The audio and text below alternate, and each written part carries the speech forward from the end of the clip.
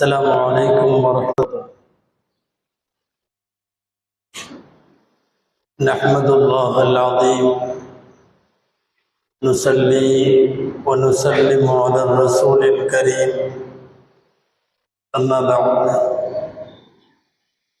فقد قال الله سبحانه وتعالى في كلامه القديم والفرقان الحميد: أعوذ بالله من الشيطان الرجيم. بسم الله الرحمن الرحيم. والذين لا يشهدون الزور وإذا مروا باللغو مروا كراما. صدق الله العظيم. எல்லா புகழும் அல்லாஹு ஜல்ல ஷானுஹு தஆலா ஒருவனுக்கே உரித்தாகும். அருமை நாயகம் முஹம்மதுர் ரசூலுல்லாஹ் ஸல்லல்லாஹு அலைஹி வஸல்லம் அவர்களின் மீதும்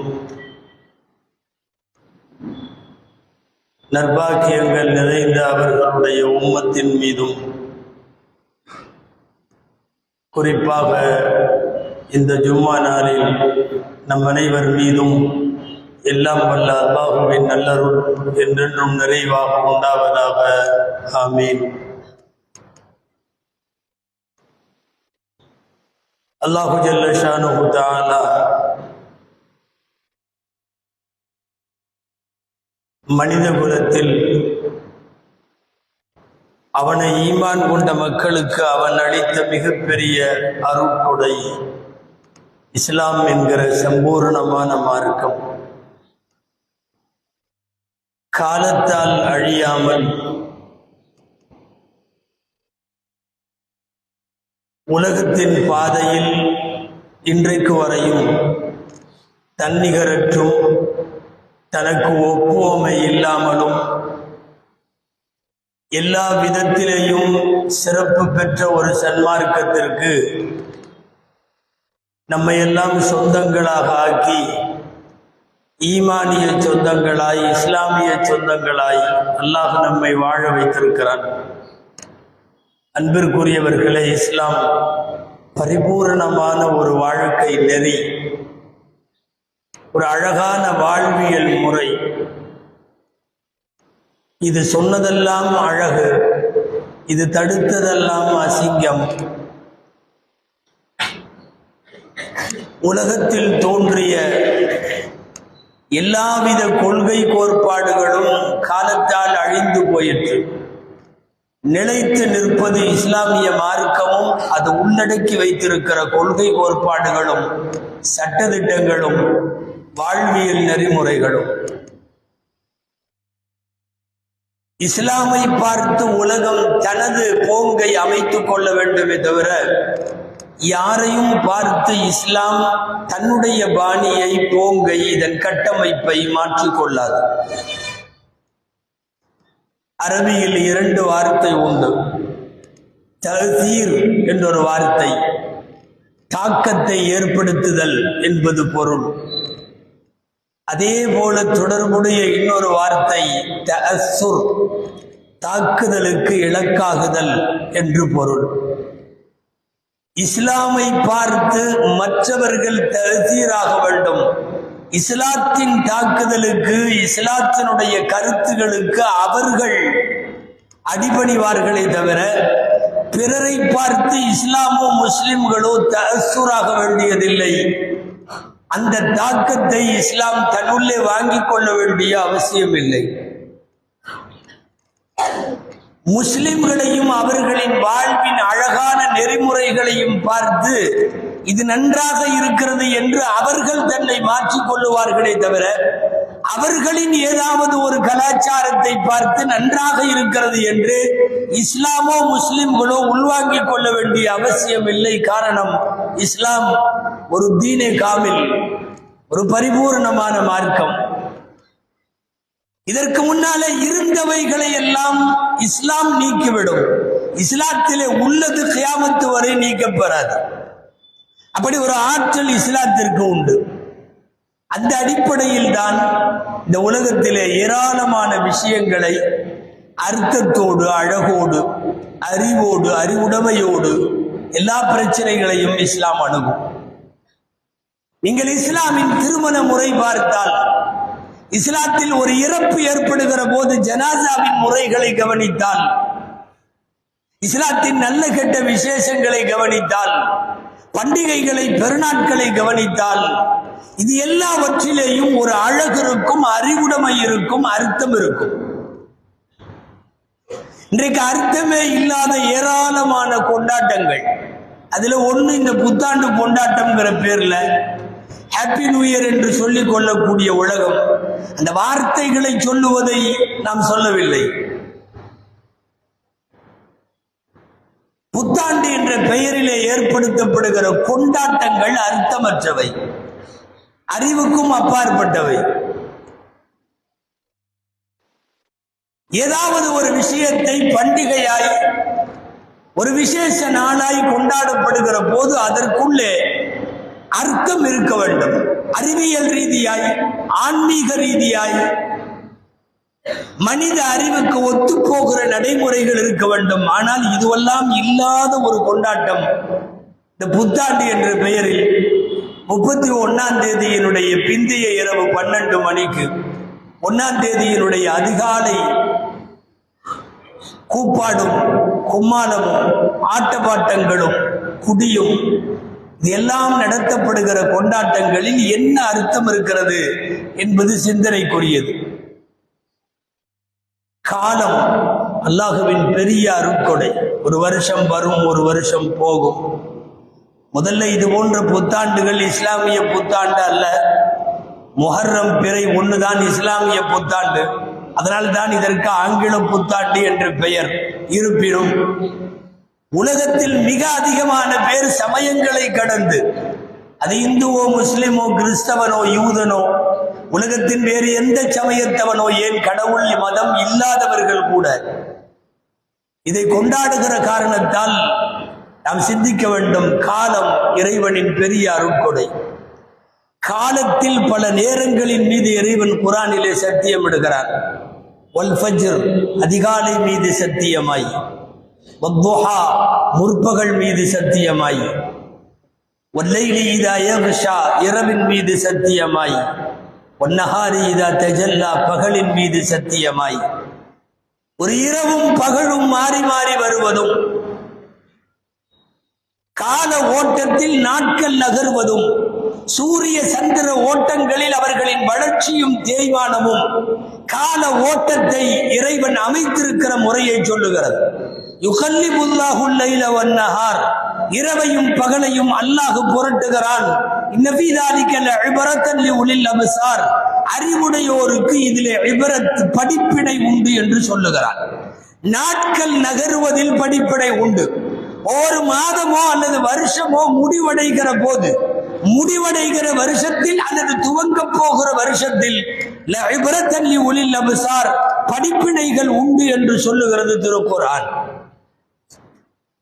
அதிலும் கால ஓட்டத்தில் நாம் மிகவும் கைசேதமான காலத்திலே இருக்கிறோம். அதாவது வேகமாக சுழலும் காலம்.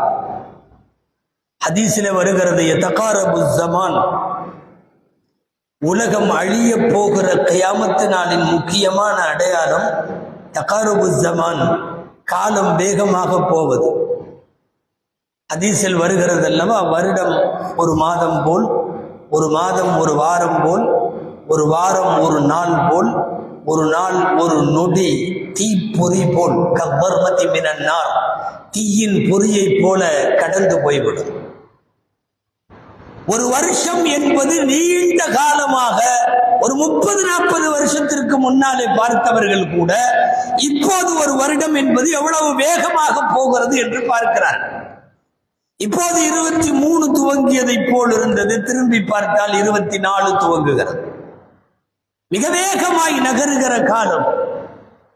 அதாவது நாட்களிலும் நேரங்களிலும் பரக்கத் இல்லாமல் போய்விட்டால் இந்த வேகமாகிவிடும்.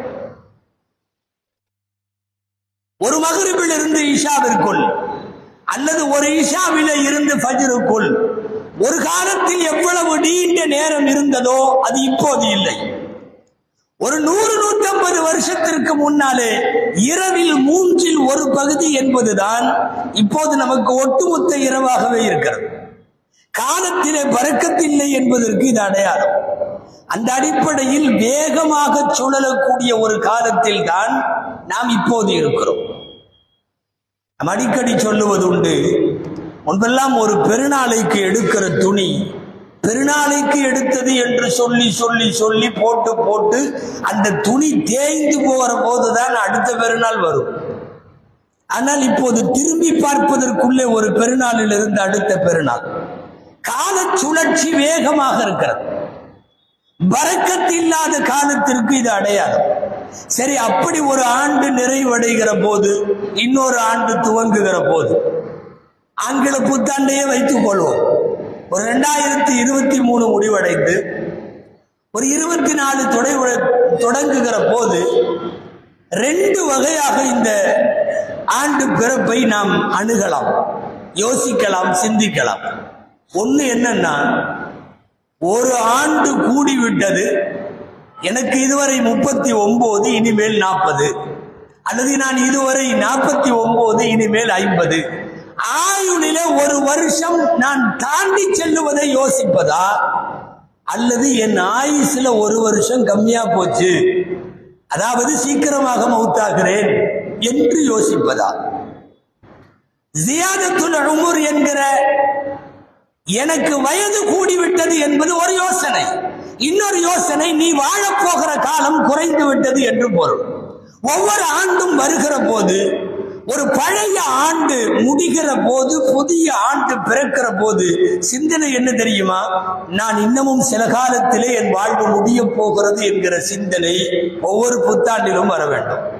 அந்த சிந்தனை வந்தால் அது எப்படி கொண்டாட்டமாக ஆகும்? அது எப்படி ஆட்டம் பாட்டமாக ஆகும்? அது எப்படி விடிய விடிய டான்ஸுகளில் பட்டாசுகளில் கழியும்? ஆயுள் குறைய போகிறது, நீ விரைவில் இந்த உலகத்தை விட்டு விடைபெறப் போகிறாய் என்கிற போது அது சுகம் அல்ல, சோகம். அது சோகமான சிந்தனை.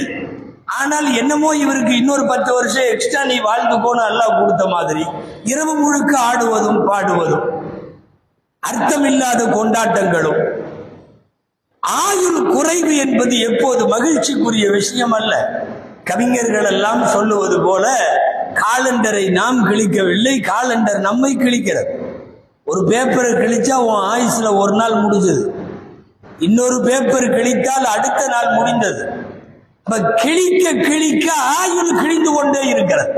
ஒரு வகையில் இது கவிஞர்கள் கூற்றல்ல, நபித்தோழரும் ஆன்மீக கருத்துக்களை அதிகம் இந்த மண்ணிலே பேசிய ஹதரத் அபூ தர்தா ரலியல்லாஹு அன்ஹு சொல்வார்கள் மாணவர்களை பார்த்து, இன்னமா அன்த ஐயாமுன், நீ என்பது சில நாட்களின் தொகுப்பு. இன்னமா அன்த ஐயாம், நீ சில நாட்கள். குல்லமா தஹப யௌமுக் தஹப பஅது, ஒவ்வொரு நாள் போகிற போதும் உன்னுடைய ஒவ்வொரு ஆயுளில் கொஞ்சம் போகிறது. ஒரு காலண்டர் கிழிக்கிற போதெல்லாம், ஒரு தேதி நகருகிற போதெல்லாம் நம்மின் ஆயுளில் நாம் கொஞ்சத்தை இழக்கிறோம் என்று அர்த்தம். ஒரு புதிய ஆண்டு பிறக்கிற போது இந்த சிந்தனை நமக்கு வேண்டும். தமிழ்ல பழையன கழிதலும் புதியன புகுதலும் என்று ஒரு வார்த்தை சொல்லுவார்கள். ஆண்டிறுதி நேரங்களில் அதிகமாக நாம் சிந்தைக்கு கொண்டு வர வேண்டிய வார்த்தை அது. பழையன கழிதல் என்றால் எந்த ஒரு புத்தாண்டோ, அது இஸ்லாமிய புத்தாண்டோ, ஆங்கில புத்தாண்டோ, அல்லது தமிழ் புத்தாண்டோ, என்ன ஆண்டோ, ஒரு ஆண்டு பிறக்கிற போது வர வேண்டிய சிந்தனை பழையன கழியுதல். இதற்கு முன்னாலே செய்த பாவங்கள் எல்லாம் விடை கொடுத்து அனுப்பப்பட வேண்டும். ஒரு புதிய ஆண்டிலாவது பாவங்கள் செய்யாமல் எனது நாட்கள் நகர வேண்டும். புதியன புகுதல் என்பதற்கு அர்த்தம்.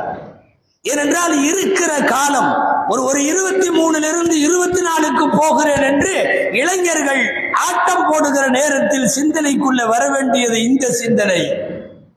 எத்தனையோ பேர் மௌத்தாகிவிட்டார். எத்தனையோ பேர் இந்த வருஷத்தை அல்லது வருஷ பிறப்பை இதையெல்லாம் பார்க்காமலே போய்விட்டார்கள். நம் சம வயதொத்தவர்கள் போயிருக்கிறார்கள், சமகாலத்தில் வாழுபவர்கள் போயிருக்கிறார்கள், உடன் படித்தவர்களோ உடன் பயணித்தவர்களோ உடன் தொழில் செய்தவர்களோ போயிருக்கிறார்கள். அல்லாஹ் இதுவரை ஆயுளை தந்திருக்கிறான் என்கிற பெரும் நியாமத்து சிந்திக்கப்பட வேண்டும். அதிலும் உலகத்தினுடைய 1-2 கால கொரோனாவிற்கு பின்னால் உலகம் இழந்த மனித தலைகள் ஏராளம், நிறைய பேரை இழந்து விட்டோம். அதையெல்லாம் தாண்டியும் அல்லாஹ் ஹயாத்தோடு வைத்திருக்கிறான் என்கிற சிந்தனை மிக முக்கியமானது. நபிகள் நாயகம் ஸல்லல்லாஹு அலைஹி வஸல்லம் சொன்னார்கள், இக்தனிம் ஹம்ஸன் கப்ல ஹம்ஸின், 5 நிலை வருவதற்கு முன்னால் 5 நிலைமைகளை நீங்கள் பாக்கியமாக கருதி கொள்ளுங்கள். ஷபாபக கப்ல ஹரமி, வயோதிகம் வருவதற்கு முன்பு வாலிபத்தை பாக்கியமாய் கருத வேண்டும். வஸஹதக கப்ல சுகுமிக், நோய் வருவதற்கு முன்பு இருக்கிற ஆரோக்கியம் பேரருளாய் கருதப்பட வேண்டும். வகினாக கப்ல ஃபக்ரிக், வறுமை வருவதற்கு முன்னால் ஓரளவு கையிருப்பு இருக்கிறது அல்லவா, அந்த நேரத்தை பாக்கியமாக கருத வேண்டும். ஓய்வே இல்லாத பணிச்சுமை வருவதற்கு முன்னால் கிடைத்திருக்கிற ஓய்வு அல்லது நேரம் அது விரயமாகாமல் பாக்கியமாய் கருதப்பட வேண்டும். சுருக்கமாய் 5வது சொன்னார்கள், மௌத்துக்கு முன்னால் உனக்கு அல்லாஹ் வழங்கி இருக்கிற ஹயாத்தை மிகப்பெரிய பாக்கியமாய் கருத வேண்டும். ஒரு ஆண்டு முடிகிற போது இன்னொரு ஆண்டு பிறக்கிற போது இனிமேல் எழுதுறப்ப 23ன்னு போடாம 24ன்னு போட்டுக்கலாம் என்கிற சிந்தனை மாத்திரமல்ல, கடந்து போன வாழ்க்கையில் நாம் கடந்து வந்தவைகள், அதில் ஏராளமான தீமைகள். சரி, இது வரப்போகிற ஆண்டுகளிலாவது வாழ்வில் மாற்றம் வர வேண்டும், தீமைகள் அனுப்பப்பட வேண்டும், ஏதேனும் சில நல்ல காரியங்கள் இந்த உலகத்தில் சாதித்து விட்டு போக வேண்டும் என்கிற ஒரு எண்ணம் ஒரு புதிய ஆண்டு எதிர்கொள்ளுகிற போது வர வேண்டும். இன்னைக்கு அதெல்லாம் இல்லை, ஒன்றுமே இல்லை. அந்த ஒரு இரவு வெறுமம் ஆட்டம் பாட்டம் கொண்டாட்டம், மது மாது, இதிலே மாத்திரம் ஒரு புத்தாண்டு என்பது ஏதோ இங்கு மட்டுமல்ல, உலகம் முழுவதுமே ஒரு ஆண்டை இப்படித்தான் வரவேற்கிறார். அதனால் தான் சமீப காலங்களில் எக்கச்சக்கமான சோதனை. வருஷ துவக்கமே ரொம்ப அராஜகமா தொடங்கணும், இந்த வருஷம் அராஜகமாகத்தானே வரும். அவர்களின் எண்ணப்படியே வருஷத்துல முதல் நாள் நல்லது நடந்தா வருஷம் பூரா நல்லது நடக்கும். முதல் நாளே புட்டிகளோடு தொடங்கினால், முதல் நாளே அக்கிரமத்தோடு ஒரு இரவு துவங்குவானால், முன்னெப்போதும் இல்லாத அளவுக்கு இப்போது இந்த கொண்டாட்டங்கள், புத்தாண்டு கொண்டாட்டங்கள் வேகம் பெறுகிறது. எனவே ஒரு புதிய ஆண்டு வருகிற போது பழைய தீமைகளை எப்படி கழிக்கலாம் என்கிற சிந்தனை வேண்டும். புதிய ஆண்டில் என்ன நன்மை செய்யலாம் என்கிற சிந்தனை வேண்டும். நபி ஸல்லல்லாஹு அலைஹி வஸல்லம் சொல்லுவார்கள், மன்னராதல் ஹஜ்ஜ ஃபல்யதஅஜ்ஜல், யாராவது ஹஜ்ஜுக்கு போறதா நிய்யத் இருந்ததுன்னா சீக்கிரமா பண்ணிருங்க. ஃபஇன்னஹு கத் யம்ருதுல் மரீது, ஏனென்றால் சில நேரம் நோய்வாய்ப்பட்டு விடக்கூடும். அவ் ததில்லு நாகத்து, அல்லது வாகனம் ஒட்டகம் காணாமல் போய்விடக்கூடும். அவ் தஅது லஹு ஹாஜா, ஏதாவது தேவை ஏற்படக்கூடும். தேவை குறுக்கே வந்து விட்டாலோ, வாகனம் தொலைந்து போய்விட்டாலோ, அல்லது நீங்கள் நோய்வாய்ப்பட்டு விட்டாலோ ஹஜ்ஜுக்கு போக முடியாமல் ஆகிவிடலாம் என்று சொல்லக்கூடிய நபிமொழி வெறுமனே ஹஜ்ஜுக்கு மாத்திரமல்ல, ஆயுள் ஒவ்வொரு வருஷம் அதிகமாகிற போதெல்லாம் நாம் முடிக்க வேண்டிய கடமைகள் என்ன, செய்ய வேண்டிய செயல்பாடுகள் என்ன, போக வேண்டிய தூரம் என்ன, சாதித்தது என்ன, அல்லது இனிமேல் சாதிக்க வேண்டியது என்ன, இந்த சிந்தனைகளை எல்லாம் கொண்டு வந்தால், அந்த நல்ல சிந்தனைகளை தருவது வேண்டுமானால் அது சரியான புத்தாண்டு சிந்தனையாக இருக்குமே ஒழிய வெறுமனே மதுவிலும் பெண்களின் ஆட்டத்திலும் அல்ல. நபிகள் ஸல்லல்லாஹு அலைஹி வஸல்லம் பேசிய ஆன்மீக பாடத்தினுடைய முதல் பாடம் என்ன தெரியுமா? ரசூலுல்லாஹ் இந்த உலகத்திற்கு போதித்த ஆன்மீகத்தின் முதல் பாடம் கிதாபுர் ரிகாக் என்று சொல்லக்கூடிய ஆன்மீக பாடங்களில் ஹதீஸ் நூல்கள் எல்லாவற்றிலும் இந்த நபிமொழி முதல்ல இடம்பெற்றிருக்கும். நிஅமத்தானி அதீமத்தானி, மக்பூனுன் ஃபீஹிமா கஸீரும் மினன் நாஸி அஸ்ஸிஹ்ஹத்து வல் ஃபராக்.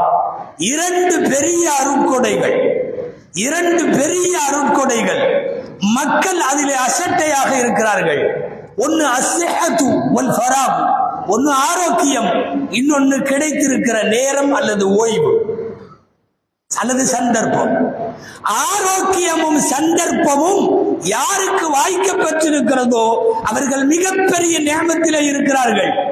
அந்த ஆரோக்கியம் போனதுக்கு பின்னாடி அல்ல, தொழுக வேண்டும் என்கிற சிந்தனையும் ஹஜ்ஜுக்கு போக வேண்டும் என்கிற சிந்தனையும் மூட்டு வலி வந்து சேர்ல உட்கார்ந்து தொழுக ஆரம்பிச்ச பிறகு வருது. முதுகு வலி வந்து சுஜூது ருக்கு செய்ய முடியாத நேரத்தில் நான் இபாதத்து செய்கிறேன் என்கிற சிந்தனை வருகிறது. ஆரோக்கியமாய் இருக்கிற போதே அர்த்தத்தோடு அந்த வாழ்நாட்களை பயன்படுத்திக் கொள்ள வேண்டும் என்பதுதான் பெருமானார் ஸல்லல்லாஹு அலைஹி வஸல்லம் போதித்த ஆன்மீக பாடத்தினுடைய முதல் பாடம். எனக்கு இப்போது சக்தி இருக்கிறது, நான் இப்போதே ஹஜ் செய்வேன், எனக்கு இப்போது நின்று தொழ முடியும், எத்தனை ரக்காத்துகள் வேண்டுமானாலும் நான் இப்போது செய்ய வேண்டும். ஓடி ஆடி குடும்பத்திற்கு உறவினர்களுக்கு என்னாலே இயன்றதை செய்ய முடியும், அப்போதே செய்ய வேண்டும். அப்துல்லாஹ் இப்னு அம்ர் இப்னு அல் ஆஸ் ரலியல்லாஹு அன்ஹு ஒரு நபி தோழர், இளவயது. அவர் ஏராளமான நோன்பு வைத்துக் கொண்டிருந்தார். திருமணம் கூட செய்து வைத்தார்கள், அப்போதும் நோன்பு வைத்துக் கொண்டே இருந்தார். அவர்களுடைய மாமனார் வீட்டில் இருந்து வந்து ரசூலுல்லாஹ்விடத்தில் முறையிட்டார்கள். கல்யாண மாப்பிள்ளை தொடர்ந்து நோன்பு வச்சுக்கிட்டே இருக்கார். நாயகம் ஸல்லல்லாஹு அலைஹி வஸல்லம் கூப்பிட்டு அனுப்பினார்கள், என்ன தொடர் நோன்பு வைக்கிறாய்?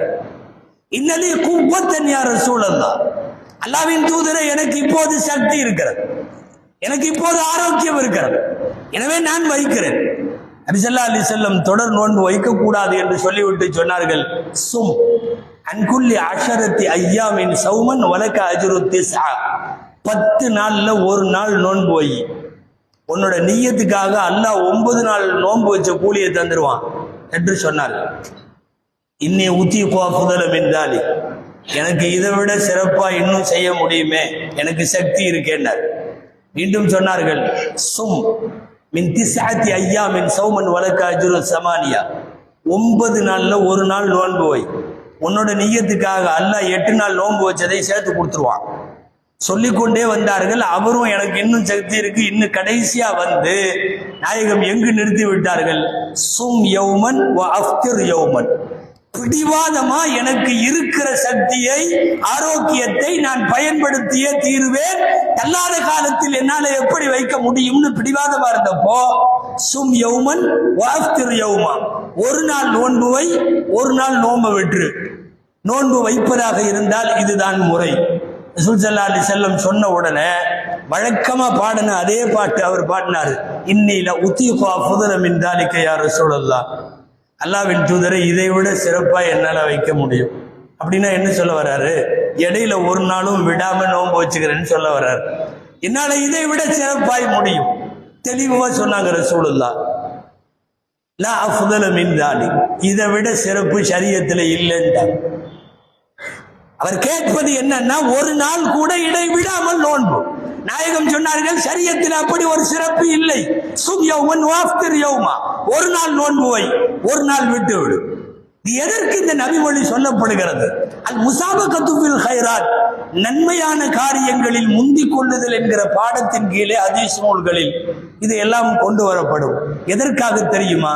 இருக்கிற ஆயுள், இருக்கிற ஆரோக்கியம், இருக்கிற ஓய்வு, இருக்கிற நேரம், இந்த சந்தர்ப்பம் சரியாக பயன்படுத்தப்பட வேண்டும்.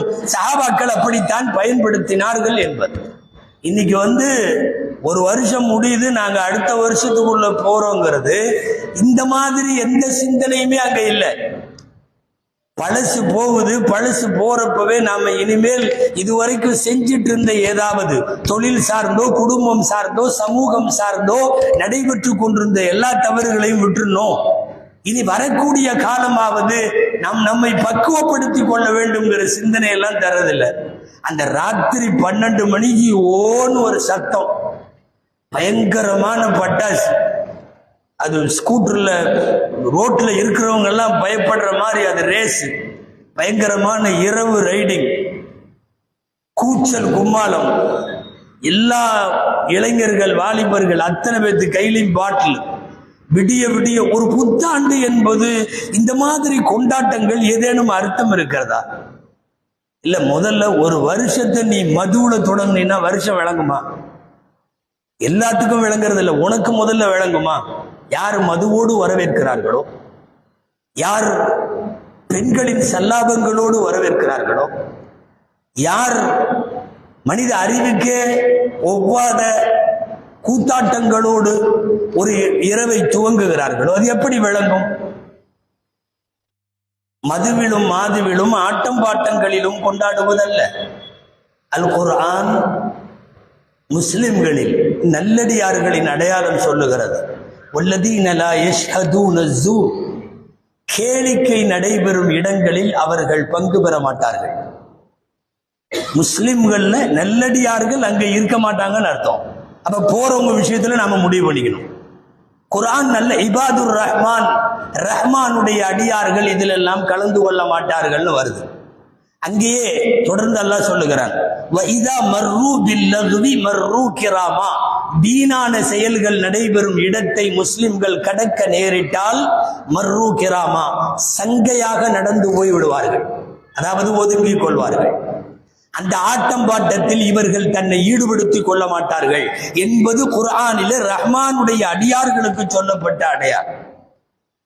மதுவிலே அவன் எங்காவது விழுந்து உளறி தன்னிலை மறந்து போவோர் வருவோனெல்லாம் காரி துப்புகிற அளவுக்கு குடித்து விட்டு படுப்பதும் கும்மாளம் விடுவதும் எப்படி ஒரு இரவின் ஒரு ஆண்டினுடைய நல்ல துவக்கமாக அமைய முடியும்?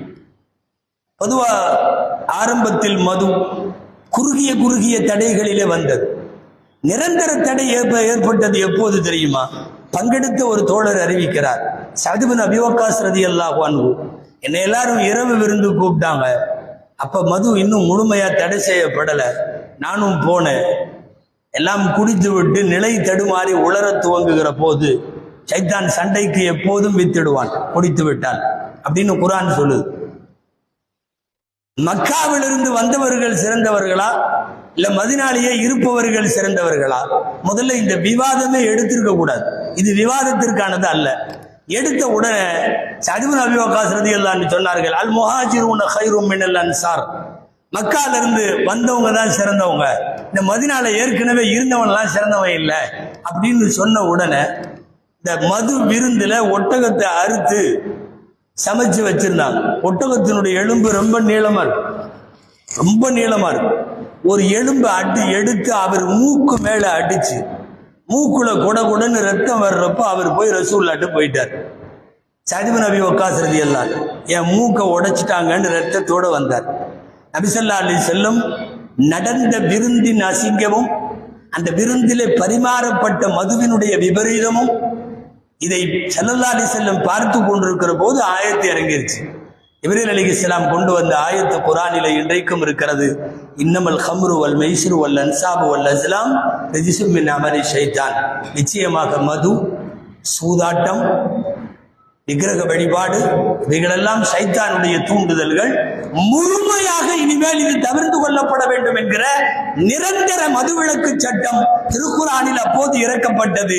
கொஞ்சம் ஊத்தி விட்டாலே நிலை தடுமாறி உளறுகிற ஒரு சூழல் மதுவிலே உண்டாகும் என்கிற போது மார்க்கம் அதை வன்மையாக கண்டித்திருக்கிற போது ஒரு புதிய ஆண்டை நாங்கள் கொண்டாடுகிறோம்னு இதையெல்லாம் எடுத்து கொண்டாடி கொண்டிருந்தால், இப்போல்லாம் ஒரு 20-30 வருஷத்துக்கு முன்னாடி ஹாப்பி நியூ இயர் இந்த அளவுக்கெல்லாம் இல்லை.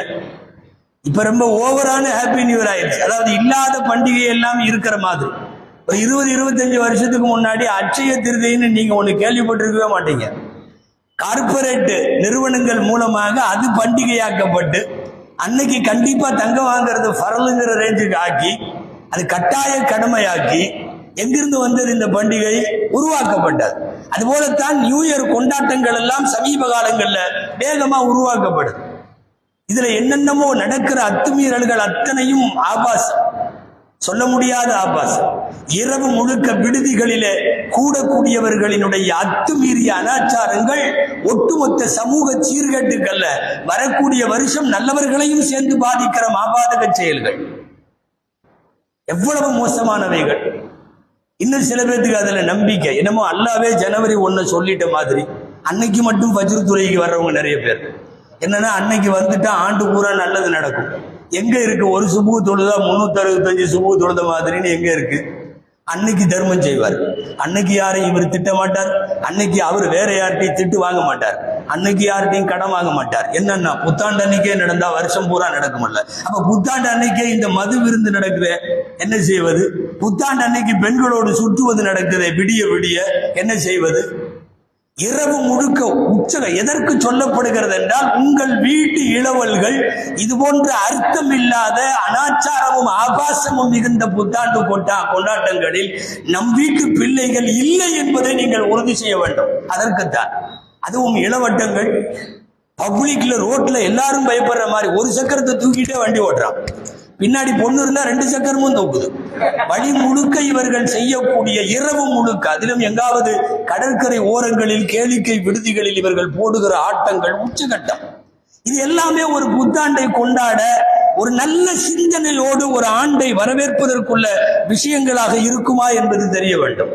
எனவே எந்த ஆண்டோ பிறக்கட்டும், ஆங்கில புத்தாண்டானாலும் தமிழ் புத்தாண்டானாலும் இஸ்லாமிய புத்தாண்டு முஹர்ரமானாலும் இந்த சிந்தனை வர வேண்டும். கடந்த காலங்களில் செய்த தீமைகளை கொஞ்சம் விட்டுவிடலாம்.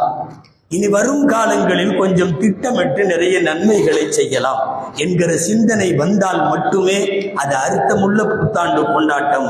எல்லாம் வல்ல இறைவன் அடுத்து நம் ஆயுளில் சந்திக்கக்கூடிய எல்லா நாட்களையும் நன்மைகளை செய்ய விரைகிற நாட்களாகவும் தீமைகள் களைய முற்படுகிற நாட்களாகவும் அல்லாஹ் நம் ஆயுளின் எஞ்சிய நாட்களை ஆக்கி தருவானாக. ஆமீன். வஆகிரு தஅவானா அனில் ஹம்துலில்லாஹி ரப்பில் ஆலமீன்.